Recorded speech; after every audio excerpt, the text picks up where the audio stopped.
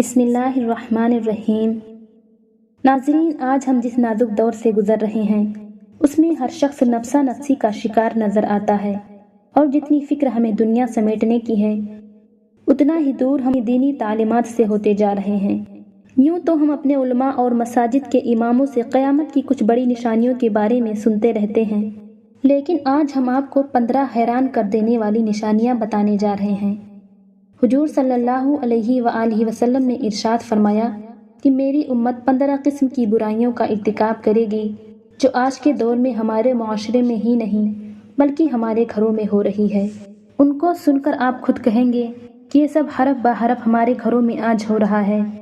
اور ان برائیوں کے متعلق یہاں تک ارشاد فرمایا کہ اگر یہ برائیاں ہونے لگ جائیں تو اللہ تعالی ہواؤں کو پاگل اور زمینوں کو سرکش بنا دیتے ہیں۔ ان نشانیوں کو جان کر ہم ان سے خود بھی بچ سکیں اور اپنے گھر والوں کو بھی بچا سکیں۔ ناظرین، آپ کے علم میں اضافے کے لیے ایک بات بتاتے چلیں، اب تک جتنی نشانیوں کے متعلق حضور نبی کریم صلی اللہ علیہ وآلہ وسلم نے پیشن گوئی فرمائی وہ آج حرف بہ حرف پوری ہو رہی ہیں۔ ان واقعات اور نشانیوں سے جہاں مسلمانوں کا ایمان مضبوط ہو رہا ہے بلکہ ہمارے غیر مسلم بھائیوں کو بھی ان واقعات سے نفع پہنچے گا، اور وہ بھی یہ سن کر یقین کر لیں گے کہ داعیے اسلام علیہ الصلاۃ والسلام ان سب انسانوں کے سردار تھے جنہیں اس مالک حقیقی سے خصوصی تعلق تھا۔ چنانچہ حضرت علی رضی اللہ تعالیٰ عنہ سے مروی ہے کہ رسول اللہ صلی اللہ علیہ وآلہ وسلم نے ارشاد فرمایا کہ میری امت 15 قسم کی برائیوں کا ارتکاب کرے گی تو امت پر بلائیں اور مصیبتیں آن پڑیں گی۔ کسی نے پوچھا، یا رسول اللہ صلی اللہ علیہ وآلہ وسلم، وہ کیا کیا برائیاں ہیں؟ تو اس کے جواب میں حضرت محمد مصطفیٰ صلی اللہ علیہ وآلہ وسلم نے ارشاد فرمایا، نمبر 1، جب مال غنیمت کو شخصی دولت بنا لیا جائے گا۔ مال غنیمت کو دولت قرار دیے جانے کا مطلب یہ ہے کہ اگر سلطنت کے اہل طاقت و ثروت اور اونچے عہدے دار مال غنیمت کو شرعی حکم کے مطابق تمام حقداروں کو تقسیم کرنے کی بجائے خود اپنے درمیان تقسیم کر کے بیٹھ جائیں، ضرورت مند اور چھوٹے لوگوں کو اس مال سے محروم رکھ کر اس کو صرف اپنے مصرف میں خرچ کرنے لگیں، تو اس کے معنی یہ ہوں گے کہ وہ اس مال غنیمت کے تمام حقداروں کا مشترکہ حق نہیں سمجھتے بلکہ اپنی ذاتی دولت سمجھتے ہیں۔ نمبر 2، جب امانت کو غنیمت سمجھ لیا جائے۔ امانت کو مال غنیمت شمار کرنے سے مراد یہ ہے کہ جن لوگوں کے پاس امانتیں محفوظ کرائی جائیں وہ ان امانتوں میں خیانت کرنے لگیں اور امانت کو مال غنیمت کی طرح اپنا ذاتی حق سمجھنے لگیں جو دشمنوں سے حاصل ہوتا ہے۔ نمبر 3، جب زکوٰۃ کو تاوان سمجھا جائے گا۔ زکوٰۃ کو تاوان سمجھنے کا مطلب یہ ہے کہ زکوٰۃ کا ادا کرنا لوگوں پر اس طرح شاق اور بھاری گزرنے لگے کہ گویا ان کا مال زبردستی چھینا جا رہا ہے، اور جیسے کوئی شخص تاوان اور جرمانہ ادا کرتے وقت سخت تنگی اور بوجھ محسوس کرتا ہے۔ نمبر 4، علم دین کو دنیا طلبی کے لیے سیکھا جائے گا۔ عمل اور اخلاق و کردار خدا اور رسول کریم صلی اللہ علیہ وآلہ وسلم کا قرب و خوشنودی حاصل کرنا نہ ہو بلکہ اس کے ذریعے دنیا کی عزت، مال و دولت، جاہ، منصب اور ایوان اقتداء میں تقرب حاصل کرنا مقصود ہو۔ نمبر 5، جب مرد اپنی بیوی کی اطاعت کرنے لگے گا۔ مرد کا بیوی کی اطاعت کرنے کا مطلب یہ ہے کہ خاوند زن مرید ہو جائے اور اس طرح بیوی کا حکم مانے اور اس کی ہر ضرورت پوری کرنے لگے کہ اس کی وجہ سے خدا کے حکم و ہدایت کی صریح خلاف ورزی ہو۔ نمبر 6، جب اولاد اپنی ماں کی نافرمانی کرنے لگے گا۔ ماں کی نافرمانی کرنے سے مراد یہ ہے کہ ماں کی اطاعت و فرما برداری کا جو حق ہے اس سے لاپرواہ ہو جائے اور کسی شرعی وجہ کے بغیر اس کی نافرمانی کر کے اس کا دل دکھائے۔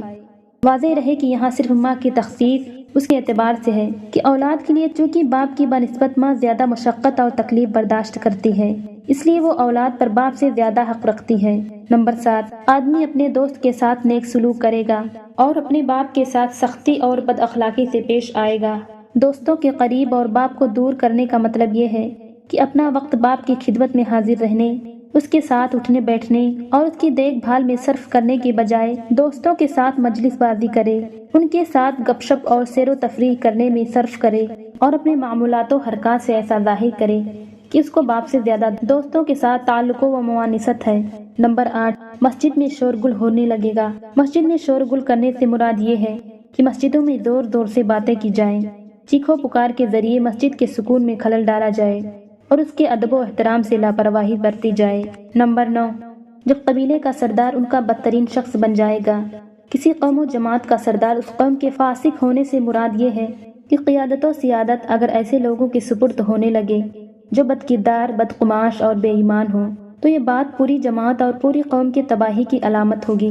نمبر 10، جب قوم کا سربراہ ذلیل ترین شخص ہوگا، یعنی اگر کسی قوم و جماعت کے زعما ان لوگوں کو قرار دیا جانے لگے جو اپنی قوم و جماعت کے کمینہ صفت، بد کردار اور ذلیل ترین ہوں، تو سمجھ لینا چاہیے کہ اس قوم و جماعت کی تباہی کے دن آ گئے ہیں۔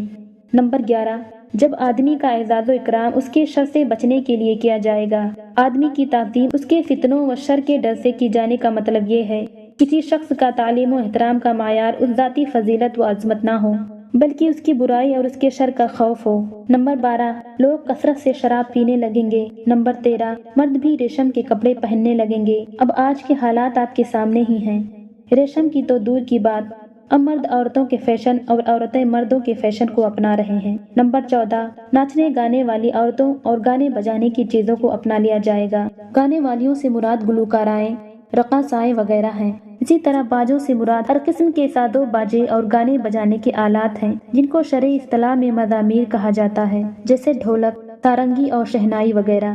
نمبر 15، اس امت کے پچھلے لوگ اگلوں پر لعنت بھیجیں گے تو پھر سرخ آندھی اور زلزلوں، زمین میں دھس جانے، شکل بگڑ جانے اور پتھروں کے برسنے کا انتظار کرو اور ان نشانیوں کا انتظار کرو جو ایک کے بعد دیگرے اس طرح آئیں گی جیسے کسی ہار کی لڑی ٹوٹ جانے سے اس کے دانے ایک کے بعد دیگرے بکھرتے چلے جاتے ہیں۔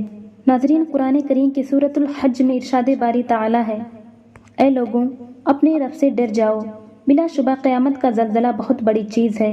بلا شبہ کوئی چیز اذن الہی کے سوا حرکت نہیں کر سکتی، خواہ درخت کا پتا ہو یا زمین کا زلزلہ، اور سائنسدانوں کے مختلف مفروضات محض ہم و گمان ہیں۔ قدرتی آفات سے نجات کا واحد ذریعہ اطاعت خداوندی اور کثرت استغفار ہے۔ اللہ تبارک و تعالی ہمیں اپنی اطاعت اور بندگی اور سنت نبوی صلی اللہ علیہ وآلہ وسلم کے مطابق زندگی گزارنے والا بنائے اور ہر قسم کی آفات سے ہمیشہ محفوظ فرمائے۔ آمین۔